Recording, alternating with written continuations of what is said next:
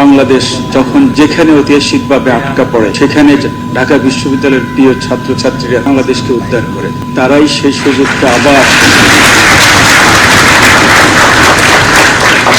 আমাদের জন্য এই সুযোগটা আবার এনে দিয়েছে। ডাকসুর মতো ঐতিহাসিকভাবে গুরুত্বপূর্ণ একটা দায়িত্ব আমরা আমাদের 10 জন প্রিয় শিক্ষক এই দায়িত্ব গত 16 জুন থেকে পালন করে আসে।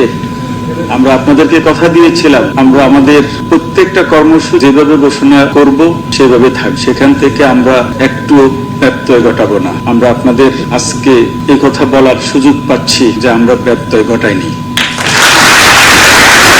প্রিয় ছাত্রছাত্রীরা, আপনাদের দিকে সারা বাংলাদেশ তাকিয়ে আছে। আপনারা সেই ঢাকা বিশ্ববিদ্যালয়ের গৌরব উজ্জ্বল ইতিহাস আপনারা ঠিকই রক্ষা করতে পেরেছেন। প্রত্যাশিত ছিল সারা দেশ জাতির জন্য, কারণ নির্বাচন হচ্ছে না, নির্বাচনের মডেল কেউ জানে না। আপনারা যারা এবারকার নির্বাচনে ভোট দিয়েছেন তাদের ম্যাক্সিমাম কিন্তু নতুন ভোটার। সেই দিক থেকে নির্বাচনের অনেক পদ্ধতি আয়োজন করারও কিন্তু অনেক পদ্ধতি আছে। আমরা আয়োজন না করতে করতে আমরাও কিন্তু অনেক সময় অনেক পদ্ধতি আমাদের জানার বাইরে চলে যায়। এই ডাকসুর মাধ্যমে আমরা একটা সুন্দর একটা মডেল সেট করতে পেরেছি, যেটা বাংলাদেশের অন্যান্য বিশ্ববিদ্যালয় সহ অনেক বড় বড় কলেজ আমাদেরকে অনুসরণ করবো, আমরা এই আশা রাখি।